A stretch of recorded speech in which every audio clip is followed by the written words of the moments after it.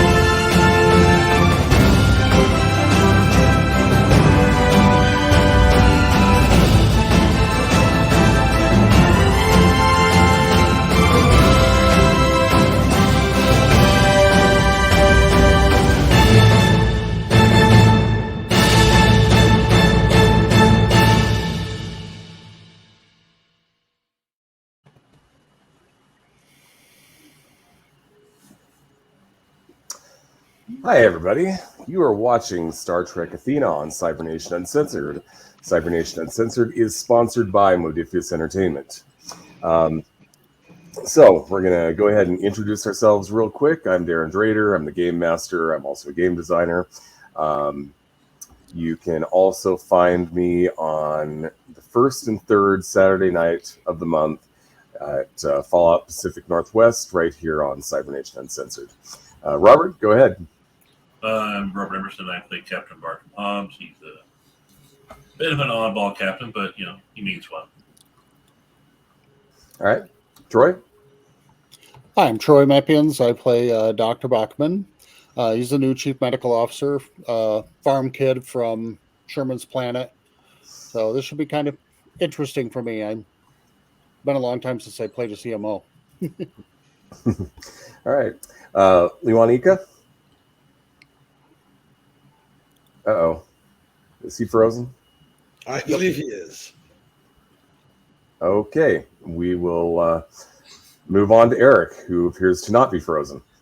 Not yet, anyway. Oh, I think he's back. Go ahead and do your intro. Hi, I'm Lee Wanika, and I am one of the three co-hosts at Tabletop Journeys, and I am playing Commander Proso Shakun, the Vajoran XO of the Athena. All right. Now you can go, Eric. Eric Leonard, and I'll be playing Science Officer McGribb, sort of along with the captain, kind of the last man standing from, true transitions. Yep. That's 2 games now where you're the last man standing. I ain't good for much. I'm good for that. Well, McGriff's now the chief engineer, isn't he? Because Yep. I think our next person is our science officer. Well, I pinch hit wherever I'm needed. All right, Kronk. Hello, my name is Kronk. I'm an animator, and I am playing Savar, the son of Varg, the science officer with ties to Section 31. Cool. All right, Robert, why don't you catch our audience up on the story so far? Since you've been here for most of it. There's God things. They mess with my brain once. Different God things. Maybe the same God things. Don't know. Not really happy with them. I'm pretty sure I'm going to say the wrong one again because I keep wanting to flip the words because they both start with A. Is it Shadow Atlas or Archive? Shadow Atlas. Ah, I was almost going to do it the right way once, but not this time. So we are currently messing with or dealing with an issue of an entity called the Shadow Atlas that seems to want to, I don't know, run around and forcibly convert everyone to some whatever they want to call themselves. And we're in the process of making our way to hunt down worshippers of a certain sect that are tied to what started the Shadow Atlas or who the Shadow Atlas feels empowered by, so we can try to go deal with that problem. But there were some recent personnel shifts for reasons I don't fully know yet. But we now have a bigger crew because of that. So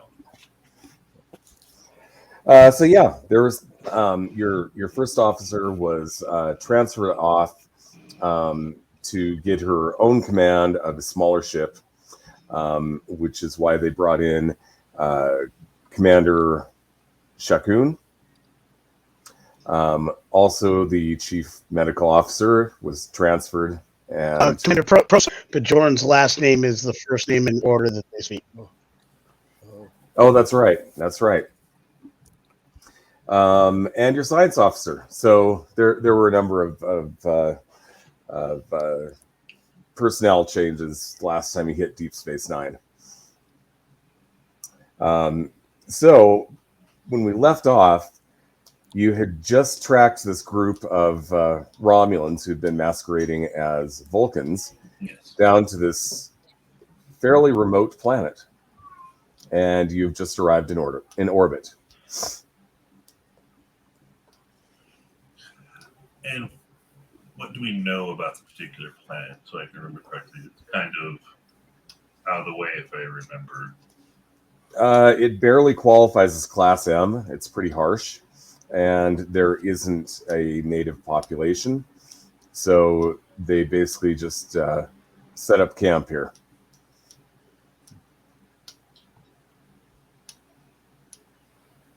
Well, first, I think we should probably pick a nice, good, close enough to transport down, but not close enough to be too noticeable yet, and take some scans of the area first, see what kind of things we're dealing with, because at this point in time, I just want to make sure there's not a trap. Like, we're dealing with enough unsettling elements, so, yeah. Okay. So you want to scan from orbit?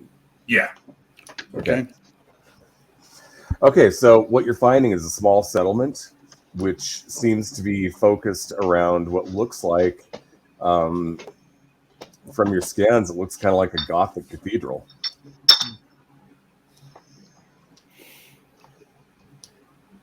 Other than that, it doesn't look like the settlement is not large enough to support a big population.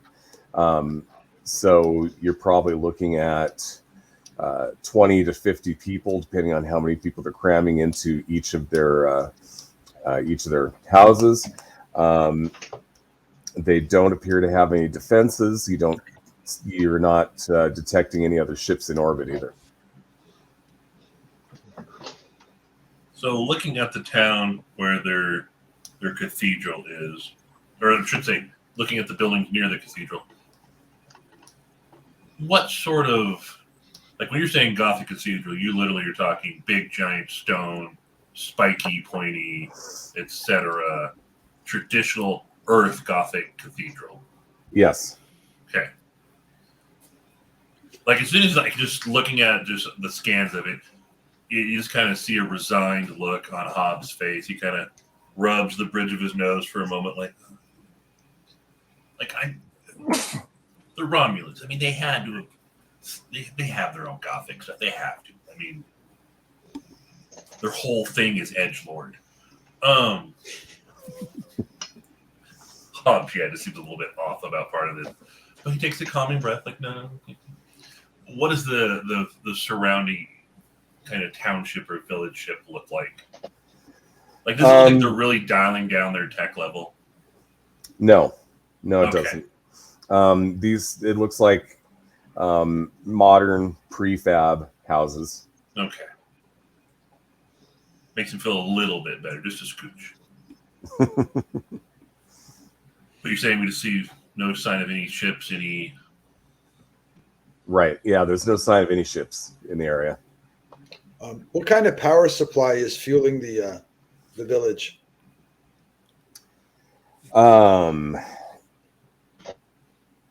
Based on your scans, you are detecting fairly common fusion reaction tech. I want to make a note of it on the map in case it needs to be disabled. So I know where its location is in the village. And so we have studied as much... I remember before, how much information were we able to get through Jellicoe about the Kirk interaction with what we're dealing with? Well, the problem is the Kirk interaction with all this was really incomplete. In that there was Kirk notes. there was absolutely no information whatsoever on how they were able to get from where you're at all the way to the center of the galaxy and back in about a day. So, I mean, that's really the key issue right there. Yeah, I mean, he did a sharp left turn around the sun and went back in time, so it's Kirk stuff.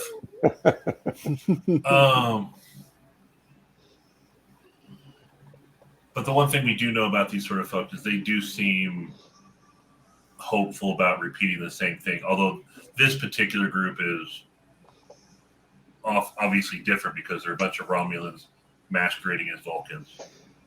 Right.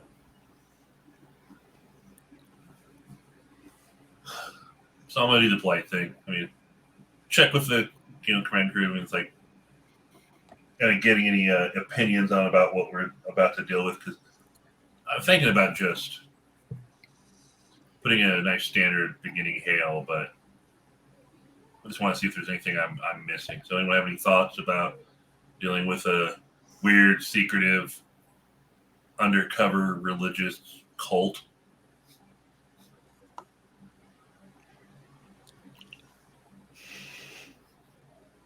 I'm just going to look at the doctor and be like, I have some, but I will not say them now.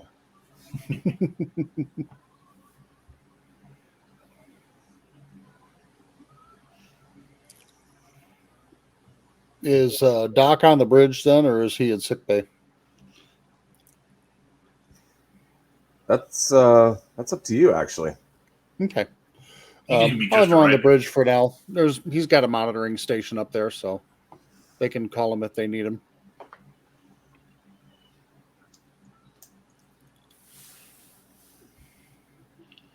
All right. Lewanika looks like disappeared. Likely connection issues. I would imagine he'll be back soon. I will have an opening hail to him. I know this is Barch and Hobbs of the Athena, and I'm looking to talk to whoever's in charge down there. I've been looking for y'all, and I'm looking to make some arrangements. Okay. You get a reply shortly after you make the hail, and on the screen a timeless looking, could easily pass for Vulcan Romulan with brown hair, wearing a dark gray robe, appears on the screen, and he says, "Hi, my name is Norel. We've been expecting you." Every impulse not to overly bombard this place is being suppressed. Wise. Oh, you have. Indeed, we have. We would very much like to speak to you in person. Feel free to beam down and join us as our guest.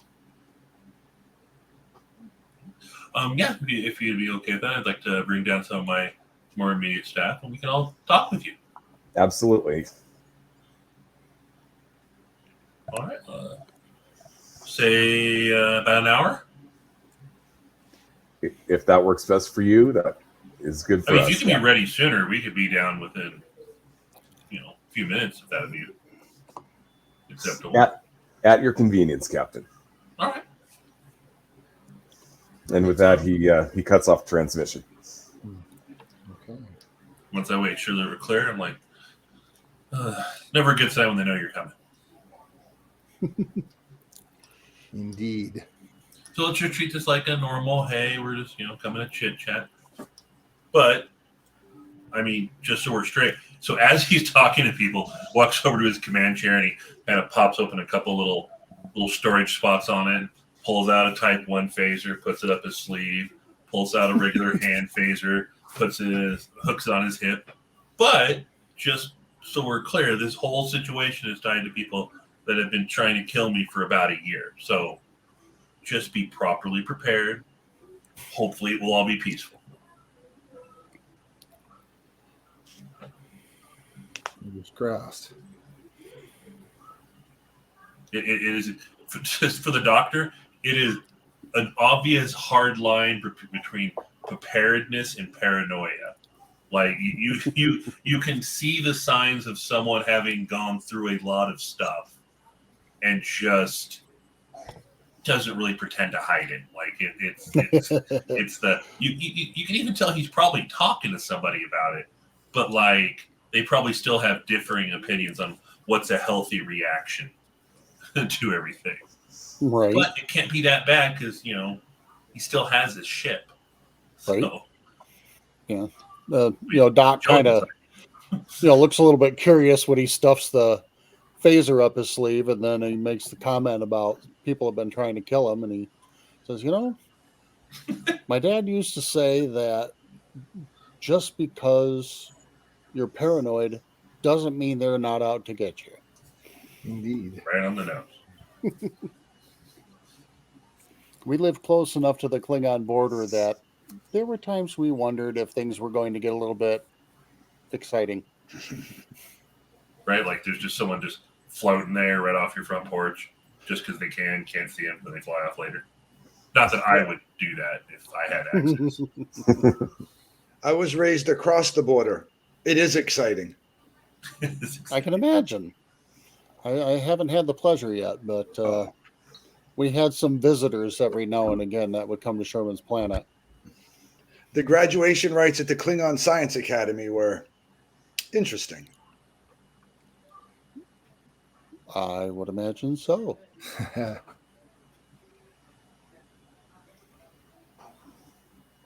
I'd say give it a good 10 minutes and then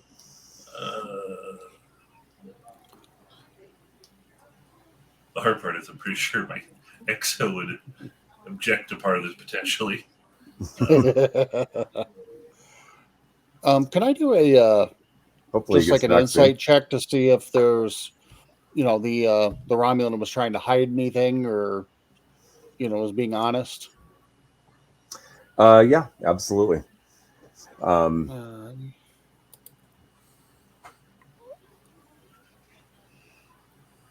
He's back. Oh, good. Yay! Connection issues?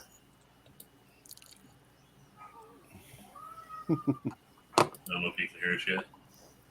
Yeah. I'm thinking insight plus medicine then. Let's see here. Insight plus. Yeah, I think medicine's probably a decent one to go with. Alrighty. Oop. Why is it still showing that screen? I'm That's guessing a little system odd. issues really when you go Okay, I don't have a focus. Check my talents here real quick.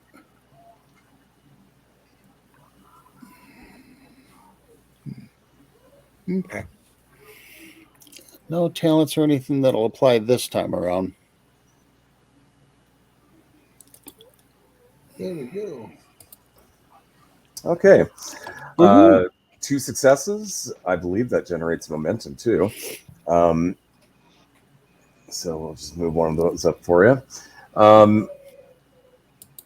Based on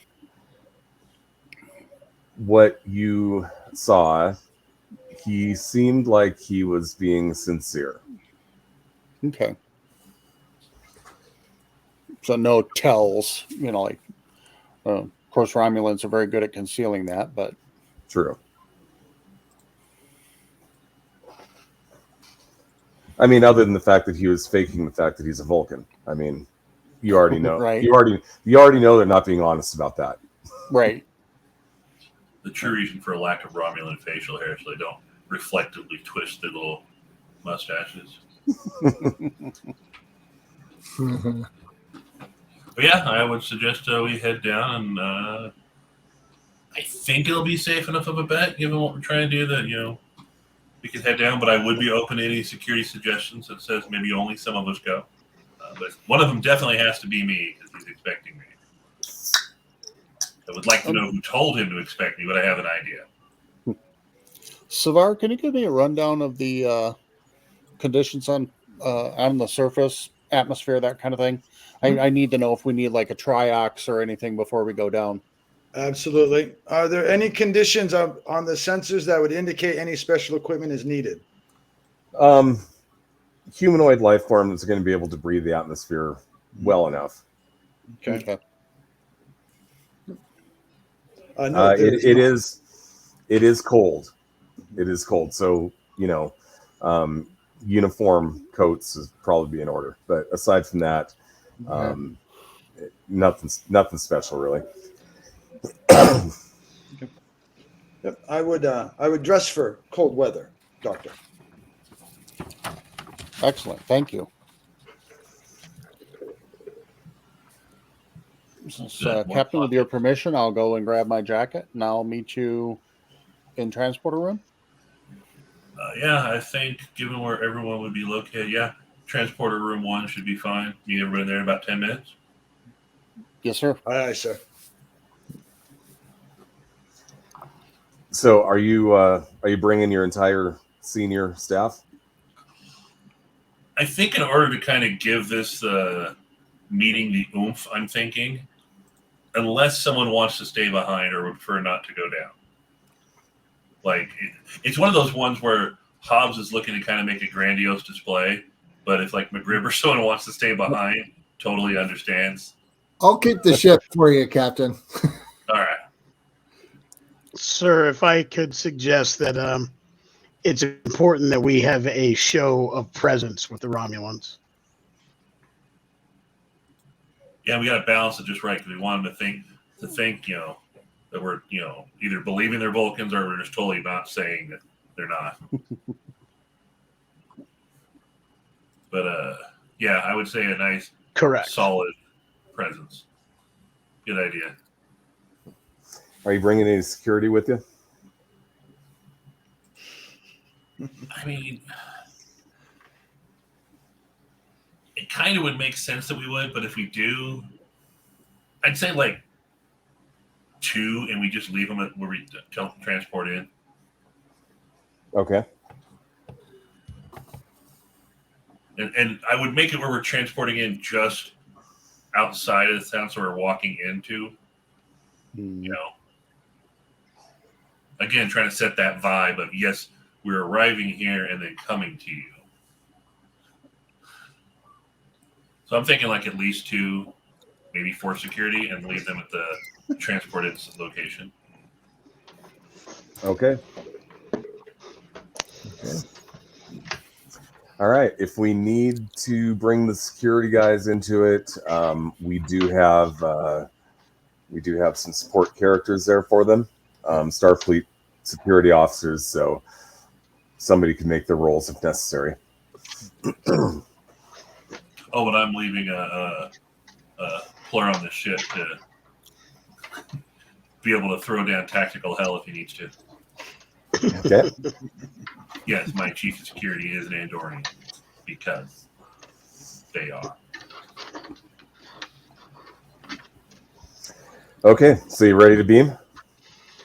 Yeah, once everyone's ready, make sure cold weather gear. I make it look like I have a regular amount of just stuff that I'm wearing my captain coat, but my more engineering one. I do have a tricorder just because, and also hopefully to make them think that everything else I have on me is normal too. Cool. Okay. Does anybody want to bring any special equipment with you? Tricorder type 1. Yep, I would say Bachman will have his medical tricorder med kit. I would say type 1 and standard standard tricorder would be fine for me. Okay. All right. Beaming down then? Beaming down. Aye, sir. Standard spread too. Security office on the outer edge and then work its way in where I'm at the middle. Okay. But forward middle, so that way it's, got a nice presentation to it. All right, you materialize about an eighth of a mile outside of town, and it is cold, it is windy, and it is very, very barren on this world. Mostly rocks. There's a few weeds, climbing out from the from between the rocks, but certainly not a place that could be easily farmed, or possibly even farmed at all. And from where you're at, you can see the cathedral in the distance because it's not that far away, and you can also see some towns. Or, I'm sorry, not some houses are kind of near it. Pop out my tricorder real quick, do a quick scan of the immediate area, and see if there's any life signs, humanoid or not. You're not detecting anything other than plant life, and that's, like I said before, that's sparse. Up until you are detecting humanoid life signs in the distance, which matches where the town's at. Right. I just give the security officers a little nod and just tell them, keep an eye on the area and we'll be back. Don't wander too far. Aye, sir. I don't know. But new guys. Things can happen. And then I'll just look at everybody else and say, head on into town. Yes, sir. Okay. Yep. All right. It doesn't take that long to cross, to cover an eighth of a mile. Maybe 10 minutes? When you get there, you see a couple of them mulling about, wearing their heavy gear, but that's pretty much all you see. There doesn't seem to be there's no welcoming party here waiting for you, and it doesn't look like they're on high alert or anything like that. They're just kind of going about their business as usual.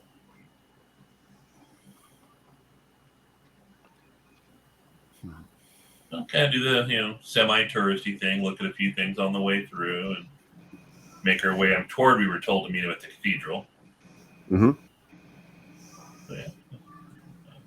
Keep my eyes peeled to see if there's anything of note that stands out. Well, I mean, the prefab houses certainly don't stand out, but the cathedral absolutely does. Given the fact that it is massive and really out of character for a world like this. And it definitely is borrowing old Earth style, although on the outside of it, they've actually got statues to different deities. So you've got what you could only presume is the the Christian god on one side, and then you've got I forget the Vulcan deity, but basically they've picked a number of different deities from different worlds and they're all kind of there, surrounding this this cathedral. Okay. So, Proso has the focus of xenotheology, so I will make note of the of all the ones from the various Federation worlds that I would be familiar with, and definitely try to be respectful if I am in measure in dealing with anything, and certainly on the lookout for any faux pas that might occur, so I can instruct the staff or shield the captain from making any egregious errors regarding the various faiths. Okay. Amusingly enough, one of the individuals there matches the description of the prophets. So I'm not sure if that would offend you or not, but they too are present, or at least represented. I'm looking at this as though it's effectively a intergalactic chapel. So I wouldn't be offended to see anybody represented, because that's an acknowledgement that that faith has merit or importance. Okay. They haven't given any offense yet, so there's no reason to really take one. Correct. Unless they ask for the keys to my ship. Yeah. I mean, Bachman has a personal interest in, faith and religion. So he's just kind of more just looking it over to see, okay, are they worshiping all of them? Is this a place for whoever wants to worship whatever they want? Maybe looking at, symbols or anything on the outside of the building that might indicate. Well, I mean, you do know that they're worshiping the god of Shaka-Ra. Okay. Yeah. So, like they're when treating everything you- else as a facet. yes. So when you get there, the individual that you spoke to earlier is standing there at the door and is flanked by a male and female, also looking like Vulcans and dressed in the same way. He steps forward and he says, "You've arrived, my guests. I'm so glad you're here." Well, greetings, Captain Bartram Hobbs, my Chief Medical Officer, Dr. Bachman, my Executive Officer, Commander Shakun, no, Commander Pross, right? First is last, last is first. Right. And our Science Officer, Savar, son of Art. We're from the Athena. So you said you were expecting us? He says, "Indeed, and these are my fellows, Tashana and Cernic," and they both just kind of nod at you. And he says, "Yes, step inside the cathedral, and I will. I'll tell you everything." Oh, yeah, everything sounds nice. So, After you. well, they open the doors, and inside is this enormous space, which, again, they've taken many elements from Earth cathedrals for this. And he says, as I'm sure you're aware, we follow the god Shaka-Ra, who is in the center of the galaxy. Yeah.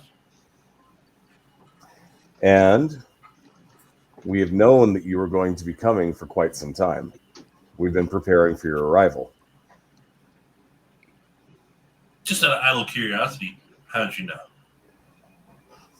He speaks to us.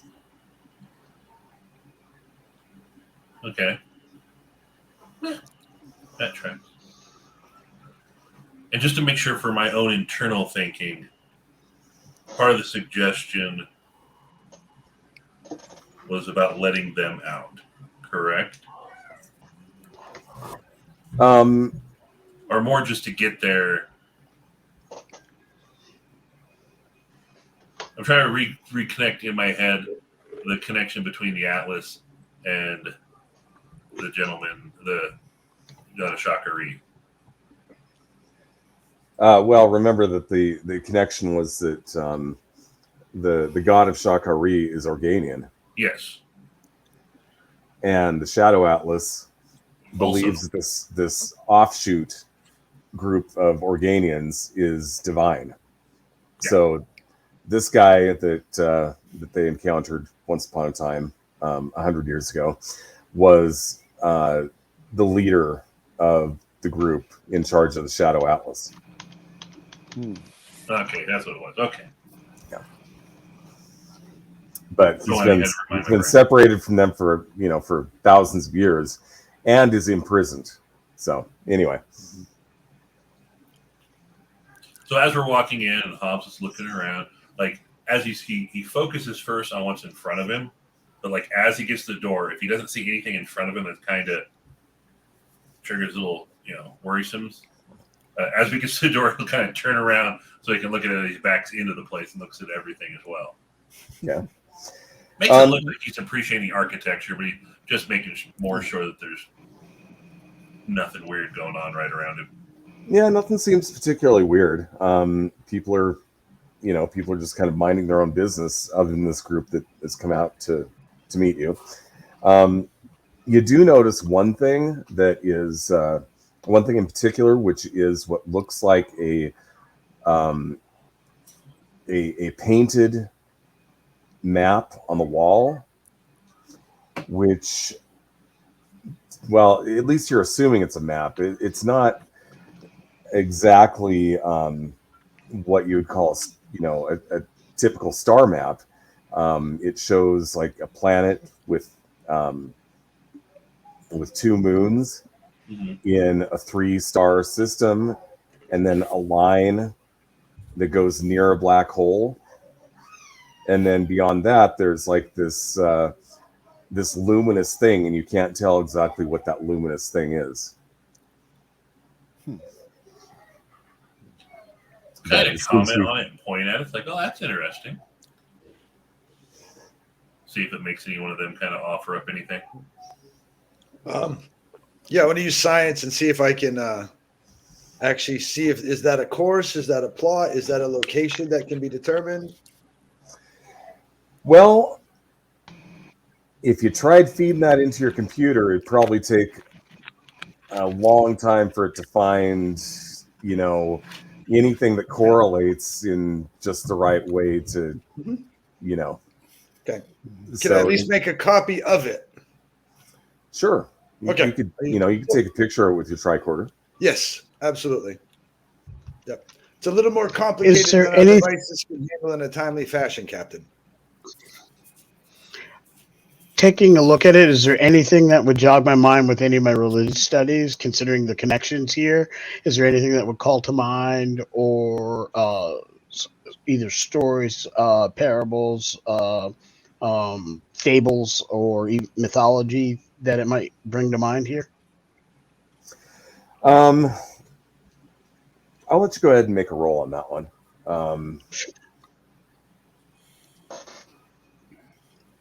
Let's see. What are we going to do here? Insight science, maybe? Well, you're wanting to like think about fables, right? Yeah, fables, mythology, basically recollections of my readings and my studies, that might call this up. I guess it would be insight science, even though science is kind of a weird fit, given the fact that we're talking about religions. I guess it'd be like social science. Mm-hmm. I guess I'll work. But go ahead and give me a roll and try to get 2 successes. Okay. And let's see here. So I'm going to just do not. So does anybody have a problem with me? Oh, we actually have 4 momentum to start with. Yeah, Is that grab one. accurate? We just gotta- Yeah, I'm gonna. I'm gonna say grab a momentum here, Mhm. and if somebody would be kind enough to grab that momentum for Oh, me, I'll I'm get it. gonna roll. The reason I say that is my system, and I apologize for those errors earlier. Was very challenged having Roll20 and StreamYard up, so I actually had to turn on a separate computer for the other thing, which limits me on my screen size. Mm. Actually, I think I'm the only one who's got control over the momentum anyway. So, Oh, even yeah. better. All right, so that's gonna give me 3 days to roll, right? And is that how? So I click on the 3 and it does the roll. Is that how that works? I believe so. Yeah. Yeah.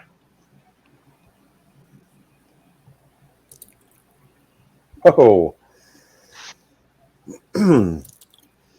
Wow. You're drawing a total blank on this one. That's not good. Welcome to the Athena. Wow. All right. Yeah, you've studied this stuff, and what you're looking at here, you're like, oh, nice picture.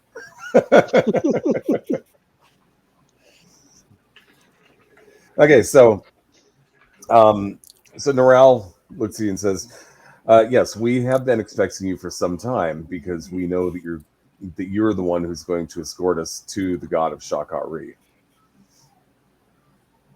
Excellent, excellent. Kind of shortens a little bit of the work needed to get to that point, but I take it you're interested. Indeed, we are. This will be the fulfillment of thousands of years worth of prophecy and faith. If I may ask, is it the Athena and Captain Hobbs specifically that are part of this prophecy? The prophecy simply states that a starship will take us there, but it has been revealed to me recently by the god of Shakari himself that it would be Captain Hobbs and the Athena. A question, if I may, Captain. Meaning no offense. How does the god of Shakari speak to you? Is it in visions, voices? I'm curious. I'm a man descended from a community of faith myself, so I'm have a personal interest. Visions, quite powerful ones. Indeed. The prophets Thank you. I have spoken. appreciate that. The prophets have spoken to my people for nearly all of our existence through visions and seeings. Um, this is a very respectable way for those of higher powers to commune with us. So he Cool. then, he agrees with you that it is very important to keep your mind open to the divine, and if you do, and if you believe, they will use you as a vessel through which to speak. He then, oh yeah. I was just going to ask. I've got the medical tricorder. Is there a way that I can do a scan?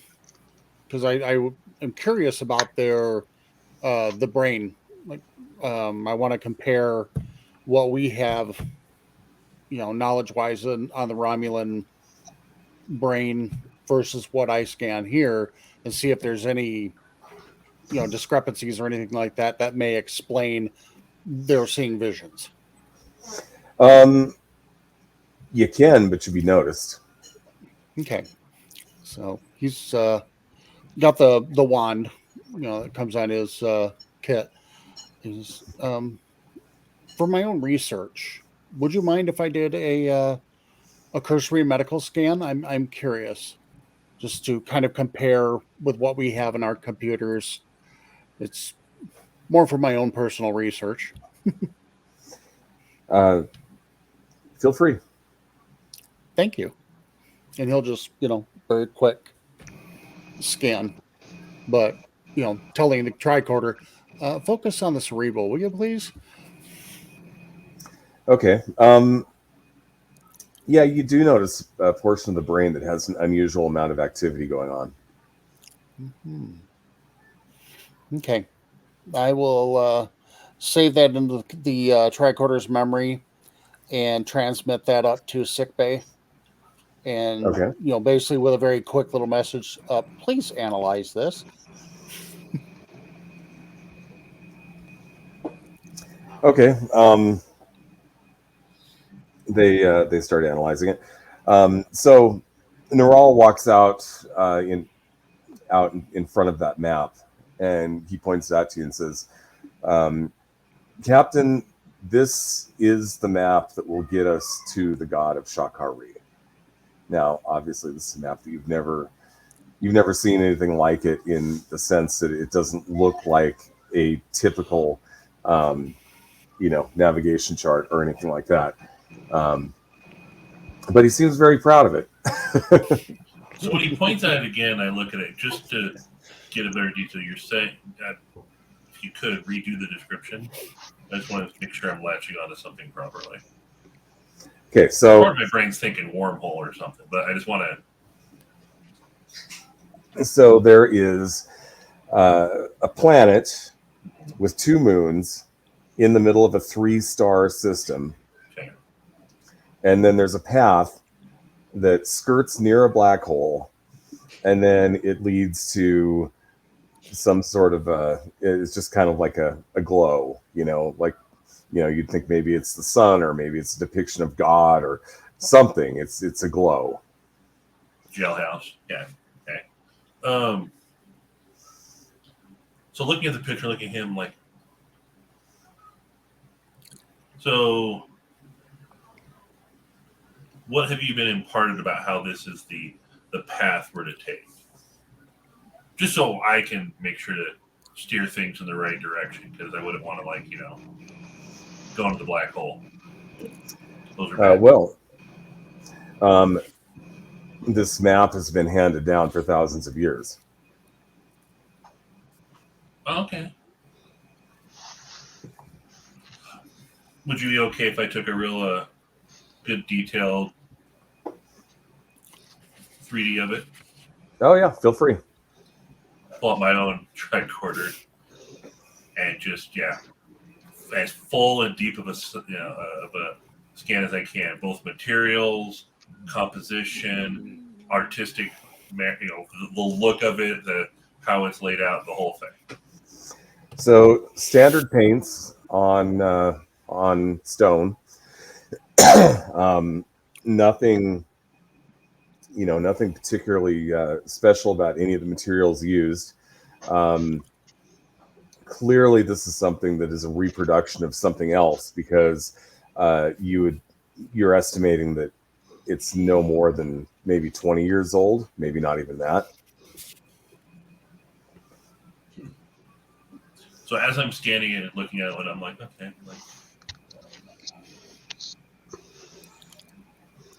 I'll send up to the ship, see if they can run anything on it as well. But then I'll look to our host and just go, so how faithful of a reproduction is this? Completely faithful. Including anything layered, anything hidden, anything...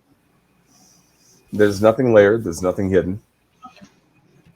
Do we have access to the original? The original now exists as data in a computer. So Excellent. Print them out as often as you can. Okay. So, and that computer and that data, where would that be? Central computer here in the cathedral. Would you be willing to allow our engineering team and our stellar cartography units to come down and make sure they have access to the raw and original data?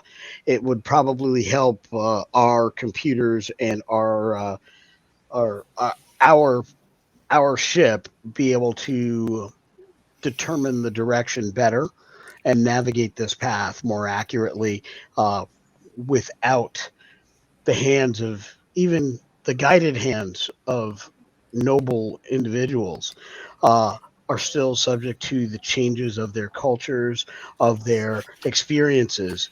Going back to the source of what the powers have provided you may yield information that you might not have been aware of.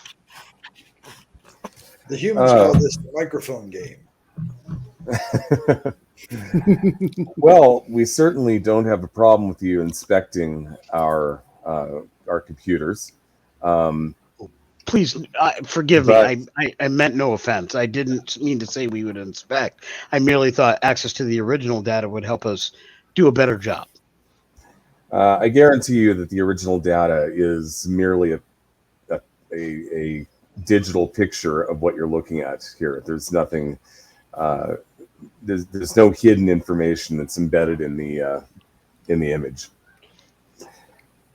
We know the location of the starting point, but we don't know the locations of the other points on the map until we get there. Depending on how that's imparted on you, or whether you receive a vision of it once you're there. And I will point out, it might seem like something Hobbes might be a little sarcastic about, but at this point, meddlesome God things in people's brains, he kind of a little bit more used to that part, so he's not actually being sarcastic. He's actually trying his best to be sincere right now, even though part of him is a little bit crabby. But did they happen to say, since they were telling you recently that I specifically was to be expected, was there anything else they said about me?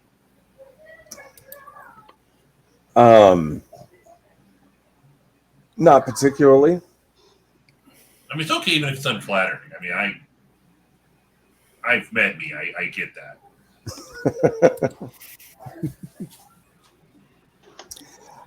There is one other thing, Captain, and it is something I don't think you're going to like. Okay, I mean, We need control of the ship while we're making the journey. why? Define control of the ship clearly and carefully. We will need to be in command of the ship. We will need to be on the bridge, in control, and operating its systems during the journey.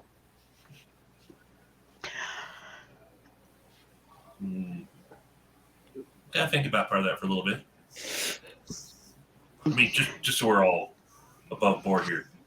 Part of my whole interest in this started because someone wanted to take control of my ship. I reacted poorly. I like my ship.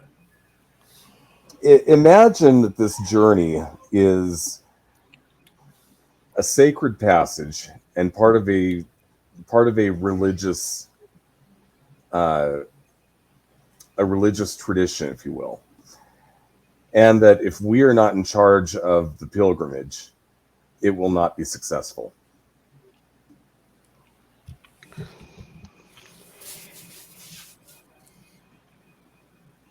I'll give some thought to that. As a potential counter offer, I may be willing to accept this if you accept that each one of your folk will have a shadow during such a journey. I take it you understand what a shadow would be or means. I assume you mean security personnel. Security personnel or scientific personnel, it's going to be a mix. I mean, I've noticed sometimes in certain situations when things are a little bit odd, if you just give yourself just a really homogenous approach, things might be missed. But if you mix it up a little bit, kind of do a multi-talented sort of aspect, multidisciplinary, things get missed a little bit less. But yes, think of it like security or an escort.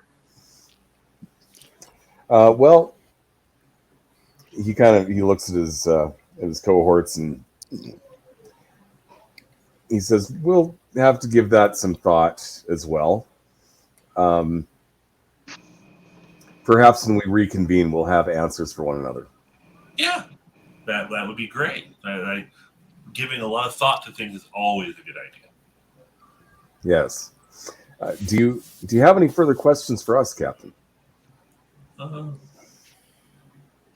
Well, just out of curiosity, have you ever heard of the Shadow Atlas?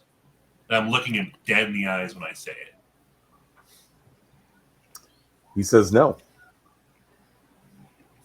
Tell him the truth. Anybody want to make an insight medicine check? See if he's Sure telling the truth or not? Yep. And I'll take a momentum for an extra die on that one. I would. My BS monitor is going off.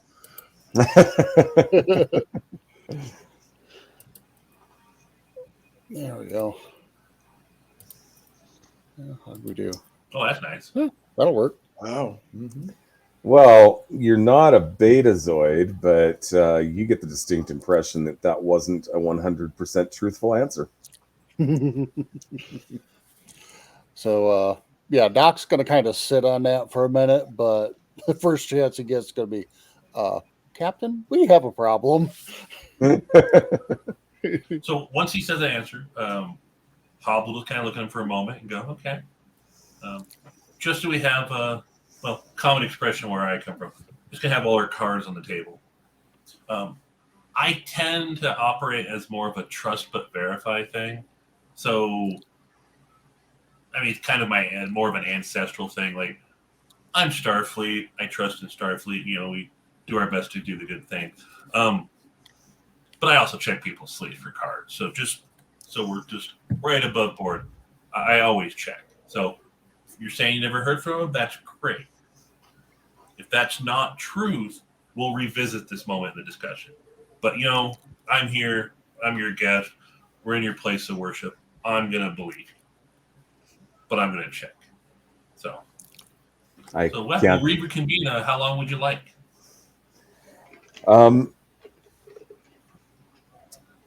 Give us a few hours to discuss. Okay. All right. Well, I'm going to kind of meander around a bit, but then we'll, head back up, and you can just, ping us when you're ready. Okay. All right. They escort you back to the door, offer you a fond farewell, and they say, so 5 hours? Is that enough time for you, Captain? Yeah, it should be. I mean, we'll say 5 hours. It might take me 4 hours and 59 minutes to really come up with what I'm thinking, but yeah, 5 hours works. Very well. I will set about to get our people prepared to depart the planet. So with that, he goes back inside, door closes. You're back outside now in the cold. Okay. I will head back to our landing zone, or transporting in zone, and head back up to the ship. Yep. And Doc is just going to very quietly, kind of move next to the captain and say, he was lying through his teeth, Captain. He knows very well what they are. You are absolutely right. The snow is pretty cold here. I don't even know if that's snow. But he just nods and just kind of randomly pulls out his tricorder and kind of scans a slush ball. Well, it looks like he's scanning a slush ball. He's literally putting on the widest scan possible to get a rough idea of how many folk are going to be trying to come with us. You're guessing there's about 25 people in this settlement, so they're probably all going with you. Okay, not bad. Not bad. I mean, ratio-wise, we got that going for us.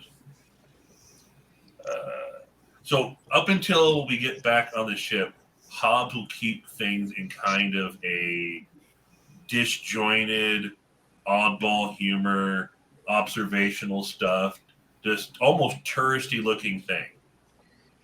So if anyone wants to say anything during that time, by all means. But at the moment, he's just kind of almost seems disinterested, like he's not actually thinking about what you all know he's probably thinking about. Captain, Yes. when you say all the cards on the table, can I presume you mean they have all their cards on the table, yet we still have some of our cards pleasantly secured? Well, fun part about all cards on the table is, I mean, the deck you're dealing from is on the table, but it's face down. Regardless of how much you count it, regardless of how many ones you got marked, and regardless of whether or not you know what they are. But yes, all the cards are on the table. I don't think they met a Yankee trader, so they're probably not going to have a happy day about this. Do you require We're any not fifth ace seriously- activities then? What was that again? Sorry. Do you require any fifth ace activities then? To use your metaphor, would you like me to go in and infiltrate and perhaps get the data from the computer or anything like that? I want to give them a chance to be up front, and then Very well. we'll go from there. Any thoughts, Shaku?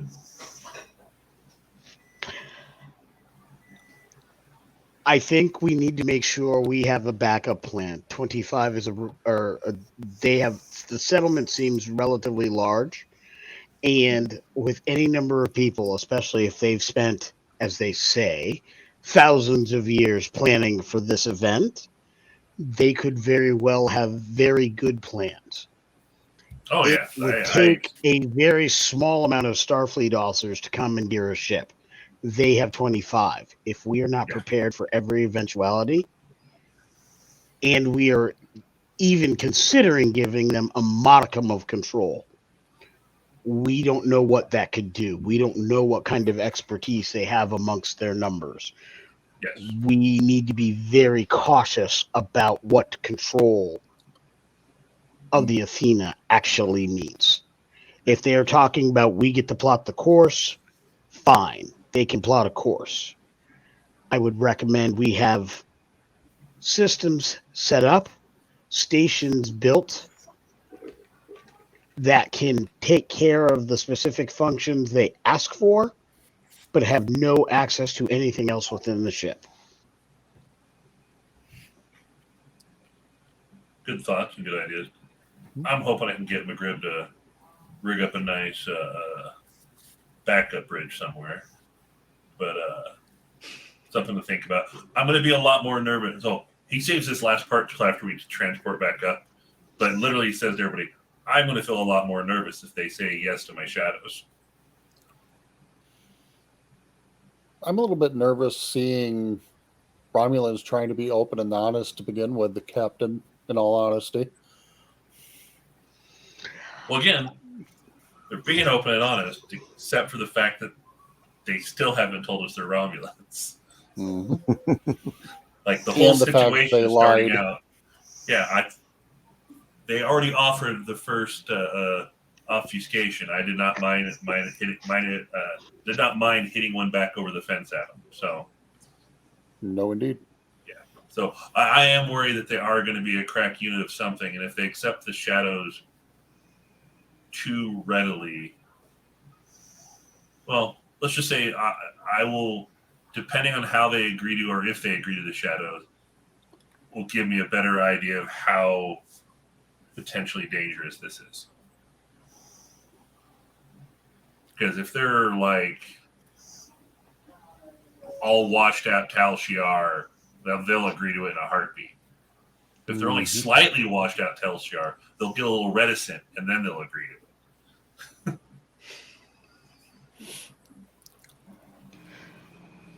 If they hate And the if idea, they really don't are want it at religious all, then fanatics, they're probably not good.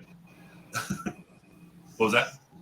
how would they react if they really are religious fanatics, as they say? Yeah, they might try to adjust the numbers or make it where they go 2 by 2. Who knows? There's a I have a saying. feeling they're hoping we'll all be sincere about the thing. There's a saying among the older villagers from my settlement, the ones who fought in the occupation. There is absolutely no bridge I will not cross. There's no mountain I will not climb. And there are no values I would not cross in defense of the Bajoran people and the will of the prophets. Mm-hmm. You can call that zealotry, but I would tell you it's a manifesto. I would tell you it's a purpose. And if that's what drives these folks, we need to be extremely cautious. Like folks often notice throughout history, Starfleet's always one of the more peaceful organizations, right up until you punch us in the nose. I would prefer not to be punched today. Let's be prepared and counter before we're struck. Captain, with your permission, I'll go to sickbay and see how they're coming on that analysis. Excellent. Savara, why don't you check with McGrib on seeing if you guys can tag team the scans of that course. See if anything, like, not as much worried about seeing if you can match up where it's supposed to be, but match up more what it's kind of representing. Because, like, I see some interesting planetary bodies, some interesting satellites, but that black hole really has me curious, because that seems like some sort of gravitic expectation. I mean, there's a lot of things that could be. And those, depending on how big it is and how dense it is. I mean, if it's a super black hole, there's a lot of interesting lensing that could go on. So, yeah. See if you guys can figure something out with that. I should point out the only super black hole in the Milky Way is the one that, well, frankly, is at the center of the galaxy, which in the Star Trek universe doesn't actually exist because there's a planet there. Anyway. Yeah. There's that. Captain, if you don't mind, I'd like to meet with the Chief of Security and go over some protocols and start discussing methods of securing various systems, as well as building worms so that we have the ability to get back into any system that they attempt to lock us out of. Yeah, have at it. That's an excellent idea. Maybe even look into some... see how small, especially since we're going to be on ship, see how small of a individualized tracker you can come up with, so that way if we really have to, we can just stick them in a buffer somewhere. So I was thinking along those lines, as well as how security would operate. So my goal was to meet with the Chief of Security and his various department and team heads so that they can tackle each of these missions simultaneously. But picking out the individuals who would be best to shadow those who have access. I would also say that they limit the number of folks they have access to, the specific systems they wish to have access to. They don't get teams, they get individuals. We will supply the teams that will follow their lead. And if we need to, we need security folks who are cross-trained in various departments to be members of each of those teams. So they are not known to be security. They expect security, so we will give them that. But we will also put security that they do not expect. I would also look for... So Hobbs kind of said this part, not like it's a secret or anything, but Hobbs just goes, there's probably quite a few folks that'll help with the multidisciplinary ability, also have security experience. due to the fact that we do have a high number of veterans from the Dominion War. So Absolutely. So I'll work with the security chief and his department heads to make sure we have those teams. To the rest of the staff, if you have team members that have training in security elements, specifically in undercover operations and or investigations, please notify me of those personnel so we can update them on whatever security protocols are brought in. They will be expected to pick up security duties with whatever teams they are assigned. All right, you've been notified, Commander.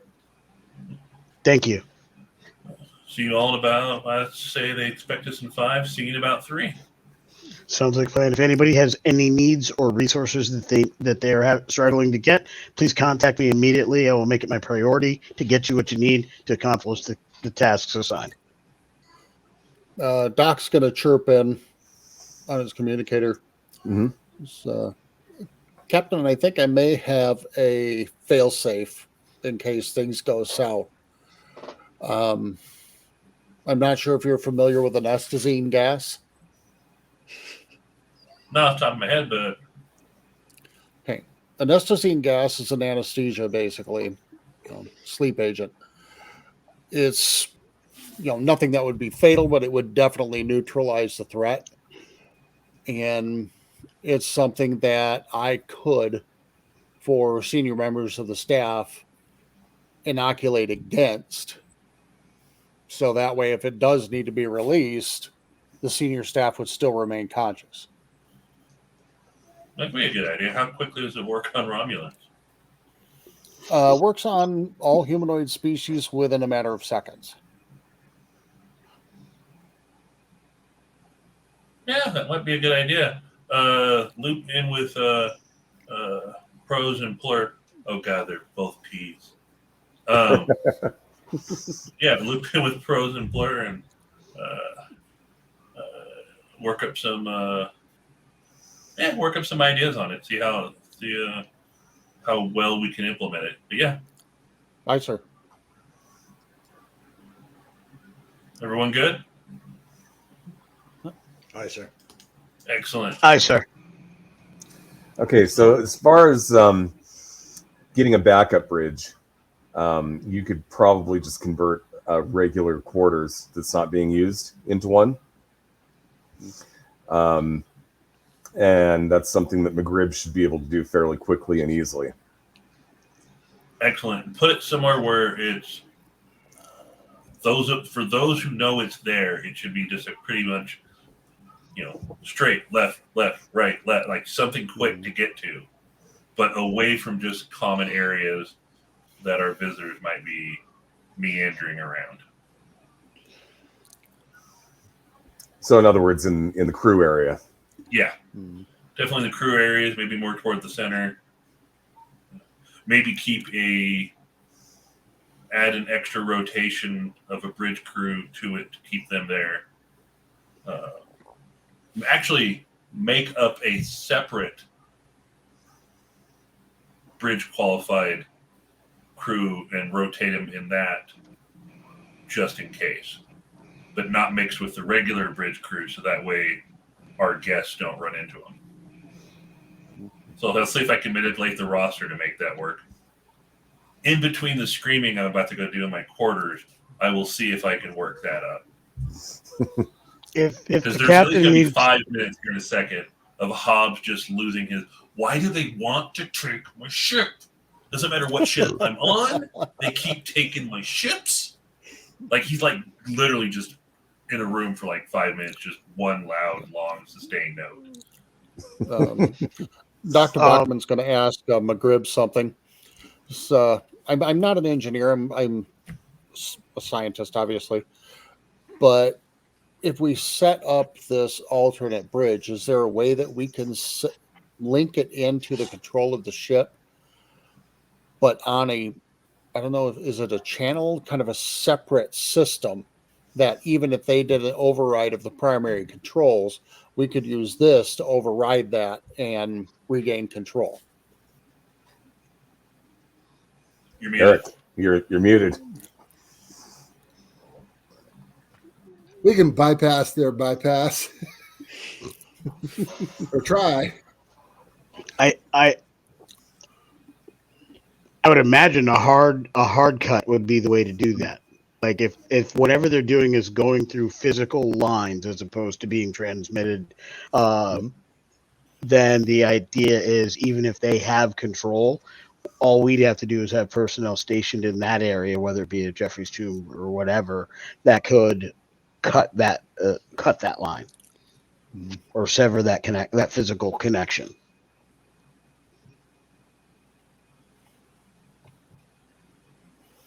Well, we also could probably just, I mean, the key part with anything in other ships is if you make something as a secure subroutine that once given the command to do it, does it, the computer will make it happen. The key part is just making sure the computer is secure enough that it doesn't suddenly decide to help somebody else or try to kill me again. Maybe a secondary security code for command protocols then, Captain? Oh, that's definitely something that only you and the commander know? Yeah, that would work. I'd also want the chief engineer just in case. They haven't met McGrib yet, so we can easily play it off like he's, we keep him down below. Easier that way. But yeah, working in so McGrib's.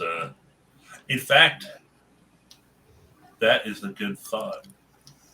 So McGrib's going to be keyed into this whole thing and keyed into the discussions for the whole thing. But we're not really going to go out of our way to introduce him to our guests. We're going to keep him kind of insulated. So worst case scenario, if things start to go sideways, McGrib can be the one that just hits the emergency backup bridge and just takes things over. Okay. Because they can't, if they never meet you, they can't expect you're involved in it. So, yeah, we're going to keep McGrib in a clandestine lair. So he'll still be doing his stuff as chief engineer, but we're presenting it like he's just not involved with the upper management level, so they can just treat him like just another, grease monkey.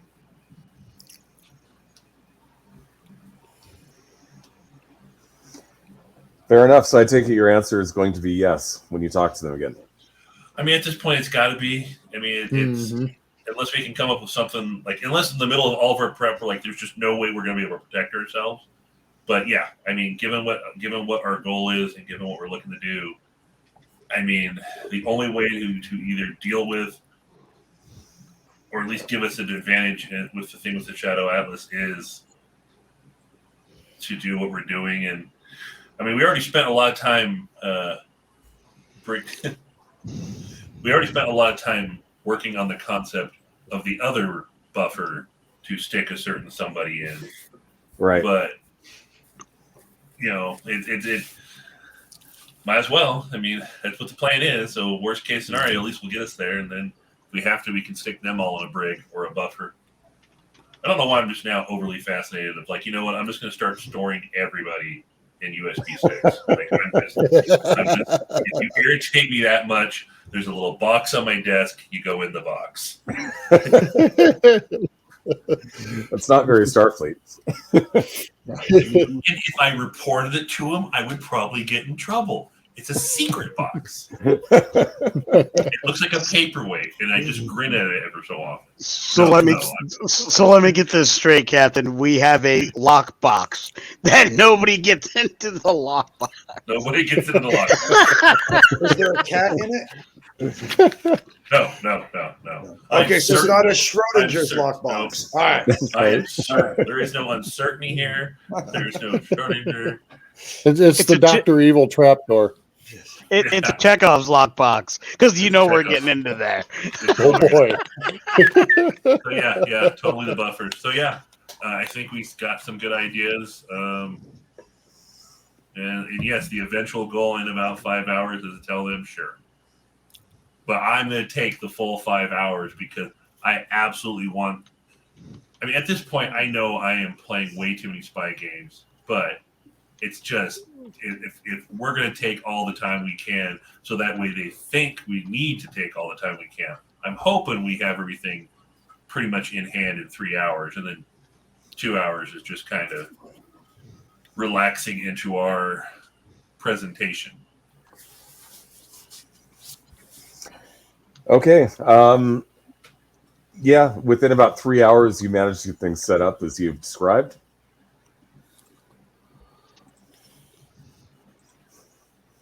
And at least at that 3 hours, I'll kind of just look up at the cosmos and I'll just be like, he'll try not to gesture, but like there's really at some point where all you get is a shot of his back and the way his arms are held. And you can tell something must be going on with his hands aimed towards the sky, but you can't really see. And then he'll take a deep breath and then come out of his ready room like everything's fine. Everything's totally fine. I'm not going to have a psychotic break just yet. You know, captain's ready rooms have padded walls, right? Oh, the degree to which that room is probably soundproof. Like even then, there's still times he walks into it and the door just goes, right? Like they're like, oh, that was a good one. That had to be a good one. No, watch it rattled a little bit. How loud can he yell? Well, he was in the choir, but so yeah, come out. Everything's fine. Everything's hunky dory. I don't feel like I'm about to make a mistake. Let's go. Risk everything to save the universe again. Oh, in the chat, Diamond Dust 320 says, my rookies need to go in this box.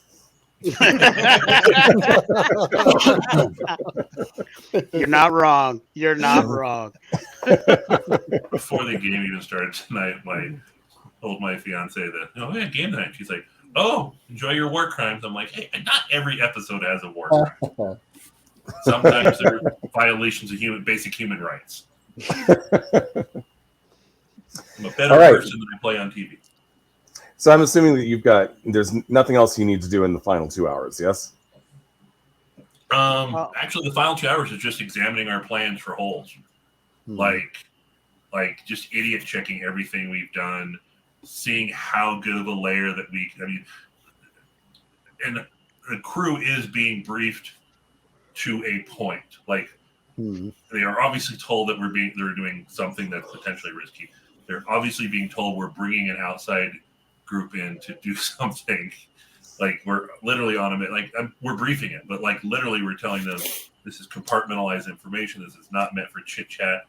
Treat these people civilly. Treat them like you would any, not quite ambassador group, but like you're treating someone that we're being nice to, but you're not telling them a secret. They're not your buddies. They're not your pals. Mm-hmm. Treat them like respected opposition. They're here for a visit. We're doing a joint mission, but they don't get to know the whole show. Your crew seems to be grumbling a bit about this. Yeah, along those lines, I would very much like to talk with my department heads and their team leaders, like right before our time comes to pass, about this, and let them know that we recognize the challenge that they're facing. We recognize that this is problematic for a host of reasons, but it is necessary for us to fulfill our mission, and that we can do this. This is the best crew in Starfleet. This is the Athena. My expectation when I came to the ship was to serve with the best professionals we have. And I have no doubt that we have these professionals. The leaders in place, the department heads, the team leaders they have selected, and the people that they are mentoring are of the utmost caliber. And it is working with them that is going to help this entire ship excel. And that's what I want us to do, to keep that in mind. While individual pieces of what's happening may not be known by all, they need to trust in their leadership. They need to trust their department heads. They need to trust their team leads. They need to trust their CO and know that this is exactly what we need to do the best we can for the Federation. I also have inspiration as a focus, and I'm happy to make whatever role necessary to improve morale here for the crew. Yeah, go ahead and make a roll on that one. You only need one success, and they do seem like they are pretty receptive to the message. So I'd say make it a Presence command, maybe? presence command, yes. Okay. And so I've got that. I'm going to grab a momentum to get myself an extra roll here, an extra die. So that'll be 3. Okay. Cool. And I think I figured out what I did wrong on the last roll. I don't think I actually selected the attributes. So I literally rolled naked 20s without picking the attributes I was rolling against. That's probably why it came up false and with the triple zeros. Yep, that makes sense. Yeah, you got 2 successes. You only needed 1, so that's momentum back. And technically, 3 momentum at the top because Troy got one earlier with his. Oh, okay.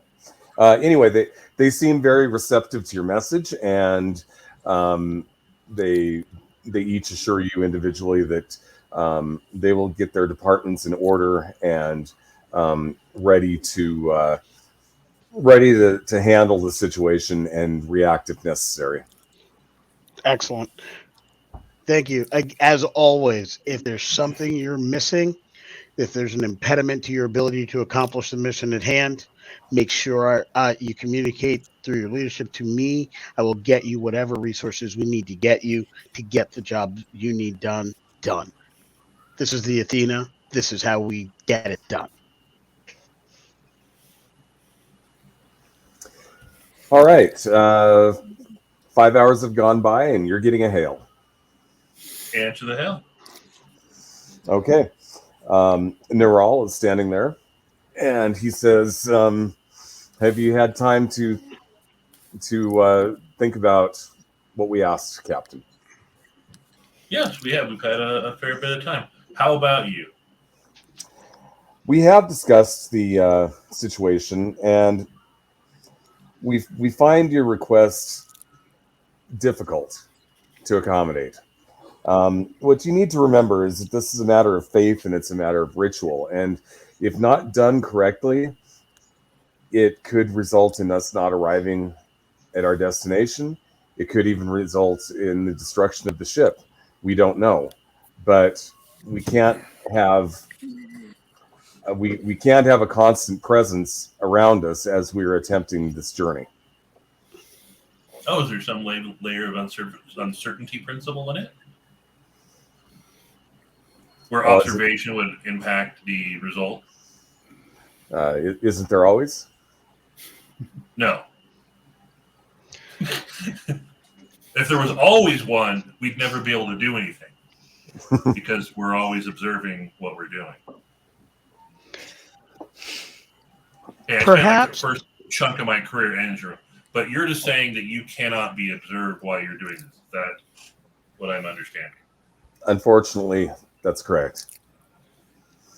You're asking me to trust you. Yes. But because trust works both ways, there's some information that we think that you deserve. Okay. We appear to be Vulcans, but we are not. We are Romulans. Spoiler alert. Hobbs will do his best. Hobbs will do his best to keep it just a fair look on his face. He nods, just like, oh, interesting. I mean, your peoples were related in the past. I mean, I know that can be a sensitive subject, and my apology if it's bothersome. So, why the ruse? Because it's easier to operate in Federation space if you're not going around presenting yourself as Romulan.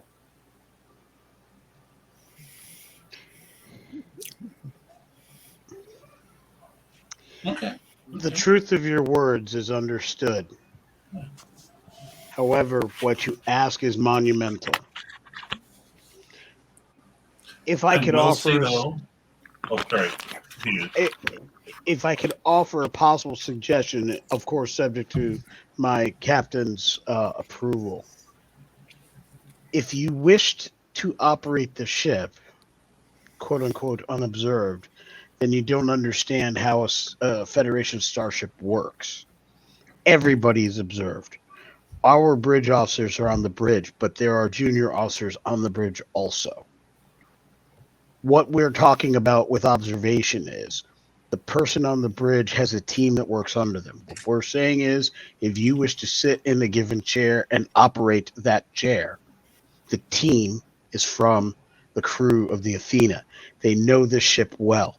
They will operate under your direction, provided you don't put their lives in undue harm as determined by the captain and the captain only. Those teams work for you under those situations and only in the specific areas that are necessary for your trip. Noral looks at his two cohorts there, and they'll kind of give him a slight nod, and he says, "That's acceptable." I think we can come to an agreement. And in fact, in all fairness, just because we seem to be finding a nice accord here, I would like to just reinforce it as well myself. I had a pretty good idea that you were wrong.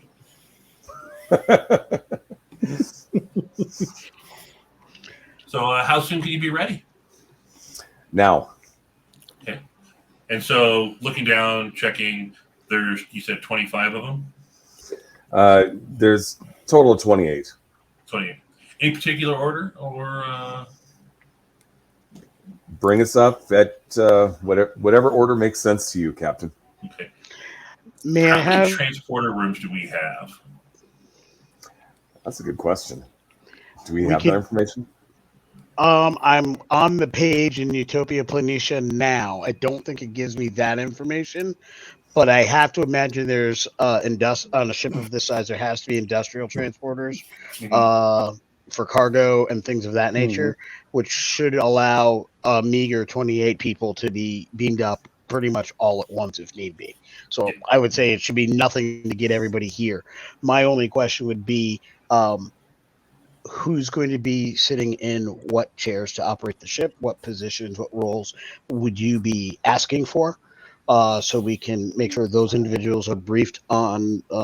I can make sure that I brief those individuals on the operation of a Federation ship.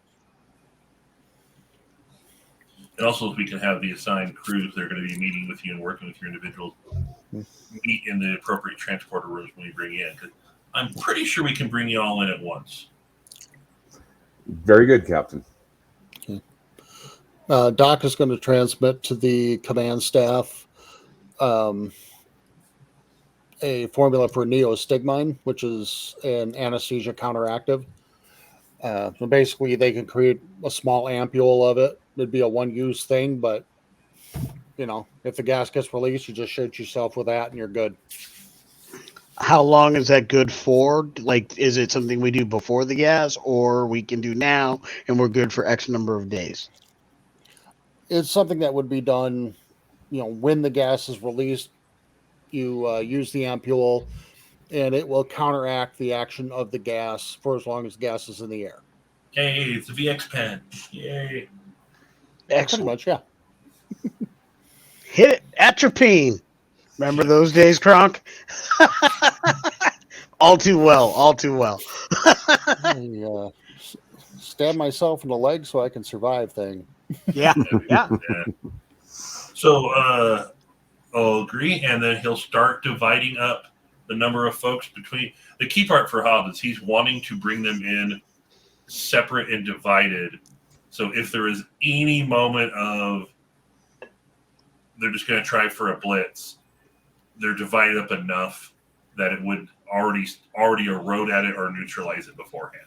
So I'm betting, just given the size of the ship, I mean, Lunas are not quite sovereign, but they're still pretty good-sized ships.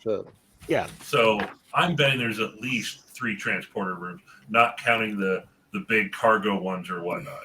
So divide them up amongst that 3 en masse, have the appropriate number of security there, as well as like when I go to do it, I'll just tell them, we'll divide your, spread out by what grouping you are, what jobs they are, and we'll have crews appropriate to those tasks meeting you there.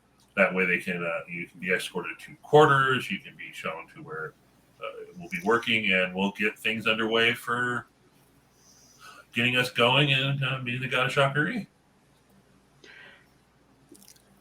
One thing All right. as EXO, I would like to do, if they don't ask to take over stellar cartography for some reason, I would like to make sure that our stellar cartography is set up in the labs and they're mapping wherever we go carefully, using all the benefits of a Luna class ship, so that as we're going on this fantastic journey, we are getting the absolute best star charts to and from this area. And depending on if they ask for communications, we would be transmitting this information back to Federation Command, so that our path is not lost behind us. Oh, I just realized something we might have to confirm for. We have a citation. We have a citation ops on our ship, right? I don't believe we've ever discussed this before. I mean, there could be, but I don't know if we've actually. The only reason I'm asking is because I cannot imagine, out of everything they're planning on doing, they walk into a room and there's a pool in the middle of it and some dolphins. And if you're not really prepared for that, most species are going to be like, they have combat. Why do they have combat? Because we can talk. I mean, it's just Heck, so, yeah. we could have Zindi Aquatics on the ship if we wanted to, And what a better way to have those security or that kill switch would be in that area. And what? Come down and. Yeah. So Pioneer's got a dolphin, Lieutenant Junior grade, that actually has like repulsor controlled hands that he can do with his flippers and that kind of stuff, and a like a zero grav thing that he can just like swim down the hall. Helmet with water in it, and a little spot for his blowhole where he can breathe. Yeah, that's a tangent too far. That was one of my favorite things about the novels for the Titan, where's the very how diverse the crew was. It was kind of cool. Yeah. But yeah, anyways, it's up to you whether or not we do that. It just might add a component to when they meet various crew members. They're like, oh, Anson Flipper, gotcha. Okay. All right. So they beam up in 3 separate groups. You escort them to the bridge? Is that the plan? I would start with the bridge, but also, there's 25 of them. Yeah, they don't all need to go to the bridge. Yeah, no. Having them go to their various private. I actually first start by the general group of them being shown what quarters they're being assigned to, areas they are, but then meet the same 3 we met before in the ready room, and then check the bridge out. Okay. Also, in a good habit to spread them out as much as possible, so any way we can to put all of our various parts of our plan, our preparedness into action. I mean, basically, we're going to be spreading that out amongst the ship, and in theory, it should give us a lot of chance to, cross all our T's and dot all our I's. Okay, well, you get up to your ready room. They're escorted in to see you, and Noral goes up to you and says, Captain, I appreciate you being accommodating in this matter. I know this is not an easy situation, but or an easy ask, but I very much appreciate it. I'm glad you do. It took a lot of, let's call it soul searching. Recently had to deal with some folks trying to, let's just say, it's just, people really seem to like my ship. And they get a little handsy, and I get a little tender. Like I really care about my ship and my crew. And I just like to make sure of things. I like to be safe. I'm sure you can understand how being cautious it can be. Just keep in mind that this is a temporary situation, and you're aware of that. We're aware of that, and when we arrive at our destination, we will turn control of the ship back over to you. And I just want you to know and to understand that if anytime there does seem to be a tension or maybe a moment where I'm just seeming like just where doubt raises its head, feel free to say something. I just want you to understand it's not always from a negative place. It's just things have happened. I care about my crew, and I tend to react protectively. But Understood. I think we should be okay. Understood.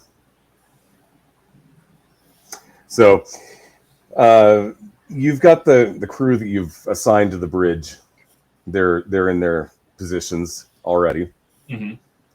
And Neural goes and walks onto the bridge and kind of gestures at you toward the turbo lift. Before I go, I will do a shipwide announcement and just let everyone know that, everything's a go. Okay. What I trust you all to do your jobs. What stations do they take, and do they leave any of them open? They take sensors. They take the center chair, obviously. But they leave open... and they also take navigation. Okay. But the rest of the stations they actually leave open, and they're cool with Starfleet officers being there. So if the captain's being asked off the bridge, I assume because that I am not. They've met you and they know you're the XO, so they're being polite about it, but they're kind of suggesting that the senior staff vamos. Mm-hmm. Okay. So, I'll just politely nod to everybody, say, like I said, it's a go. I expect you to do your jobs. And if anyone's need me, I'll be in my quarters. Would you like a tranquilizer, Captain? Oh, I'm good. I'm great. So the question is, are you actually going to your quarters, or are you going to the backup bridge? Initially, I will go to my quarters, but it's mostly because I'm switching out phaser mods. But yes, then I'll go to a roundabout way. I'll make it look like maybe I'll go to like swing by the holiday. I'll be doing like one of those. Obviously, I'm doing a captain tour thing, but I'm staying out of the way. I'm not interfering in any of the new command structure. But eventually, I'll find a roundabout meandering that gets me to a spot where I can, slip in. Okay. Well, shortly after leaving the bridge, you can tell the ship has jumped to warp. If a little shift. Yeah. Stellar cartography is aware of your position. And sometime later, you arrive in a system where you are looking at, I'm assuming you're at least tapping into the main view screen. Oh, yeah. I'm watching. I'm on the backup bridge. Okay, so you arrive in a system, and there is a planet where you've got 2 moons, and right now everything is lined up perfectly. 1 moon, the other moon, the planet, and the 3 stars. So you've hit it just right, so it's pointing in a straight line. So the ship aligns itself with that line, jumps to warp again.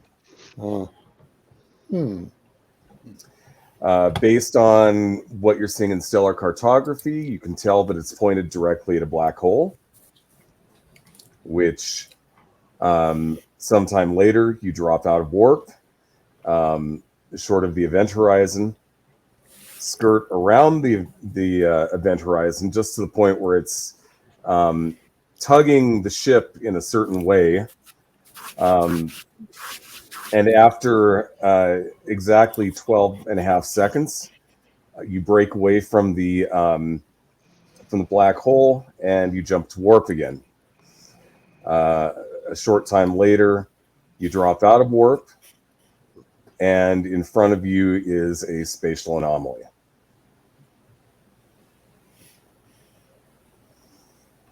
You can't tell exactly what it is, although it could potentially be the opening of a wormhole. I lean over at the stations here in this backup bridge. Get everything you can, every reading with every system that they're not commanding right now of any kind. If it's a color, if it's energy signature, an energy fluctuation, gravity, however it impacts. Let's do internal sensors to see how it impacts our warp waves, whatever it takes. Get every piece of data we can possibly get on this. If I've got to have somebody replicate Polaroid disc, codec discmans to go out there and take pictures while standing on the rear of the hull, I want to know about it. Well, the first thing they tell you is there's no way you're flying a ship into this. It's not big enough. Well, that's a bit unnerving. While they report this to you, you now find that a lot of energy is being rerouted to the deflector dish. And the energy is being set to a very specific... how did this work exactly?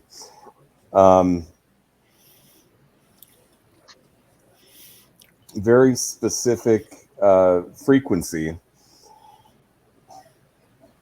But Kronk, let's have you go ahead and make a science check on this. All right. Let's do insight plus science. You only need one success. Insight and science. All right. And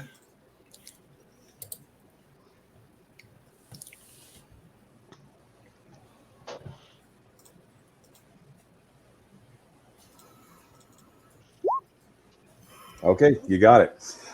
Nice. Based on what you're seeing, Mhm. you don't know exactly what would happen if you dumped that much energy into a wormhole, but it could potentially result in that energy being reflected back at the ship, which would then most likely destroy the ship. okay, I will relay that information to the captain very quickly.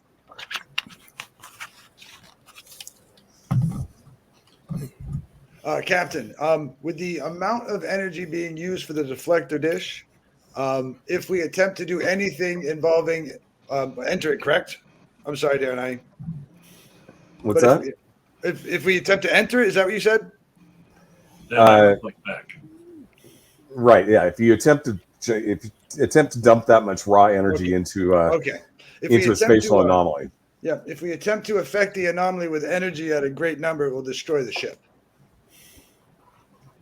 Does anything about the frequency they're using does it seem like it might do something else? Like there might be some sort of trying to think of the phrase, harmonizing with what we're potentially dealing with that might change it. Like, yes, it could seem like it could go boom back in our face, but at the same time, could it also do something else to the anomaly? Is Well, there key another to a use for door. what they're doing? Without running complex computer simulations that would take a lot more time than what you've got, it's hard to know for sure. So when we got all on this ship and they seem like with purpose. They're like driven, right? Mm-hmm. Okay. So they didn't seem like somebody that's their whole mission is, haha, 28 of us and we blew up a Starfleet ship. They seem more like they're expecting to get to a destination, right? Yeah, they'd have just driven us into a black hole if they'd wanted to do that. Yeah, we were just at one. Mm-hmm. Well, let's just hope they're not trying to get us on to a destination a la Applewhite. I mean, there is a concept in my head, but fortunately, on the level of Romulan trickery, they usually kind of more like, here, have this nice happy gift, kaboom, like that level. Is there a chance that the energy will affect the anomaly to increase its size, allowing the ship to enter? That's what I'm wondering. Like, if it's going to make it expand, or if it's somehow going to. I mean, because once we start working with gravitic anomalies, there's a whole lot of things that go on. Like you could trigger something that harmonizes that basically just noodleifies the ship and pops us out the other side, and unnoodleifies us, or spaghettifies us, I should say. So Hobbs is just like he's got that look, like he does the calculations in his head, and he just goes, We're gonna let it ride. We're gonna see. Okay. It's a risk, but So all right. So they dump all that energy out from the deflector dish. It goes to the anomaly.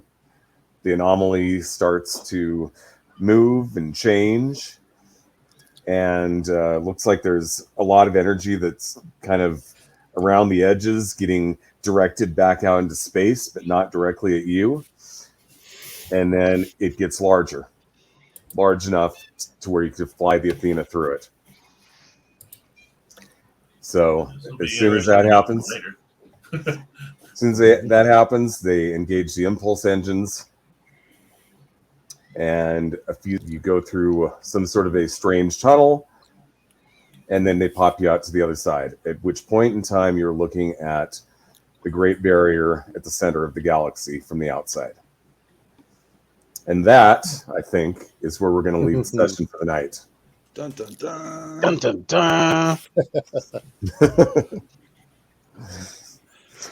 All right. So I think what we're going to end up doing is we're going to stick to a schedule of the first and third Wednesday.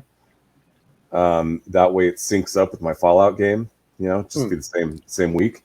So the next time we'll be meeting is going to be early October. So let's go ahead and do our outros and call it a night. We'll start with Kronk. Kronk, animator, thanks for watching. Have a great night. Okay. Eric? Eric playing McGrib. We're off to a good start. We'll see you next time. All right. Lewanika? Lewanika playing Commander Proso Shakum. Thank you very much for joining us here on the Athena, and this is the crew that's going to keep you safe. See you next time. All right. Troy? Troy Meppians playing Dr. Bachman. Everybody have a great night and look forward to next time. Okay. Robert? Robert Emerson playing Captain Bartram Hobbs, and I'm only as paranoid as they make me, but I think we're going to be okay. All right. And I'm Darren Drader. I'm the game master, also a game designer. You can catch me here twice a month on Cybernation Uncensored, on the Fallout game, as well as this game on Wednesdays. So with that, we're going to go ahead and call it a night, and we'll see everybody next time. IDIC, y'all. Good Bye, night. everybody. Later. Later.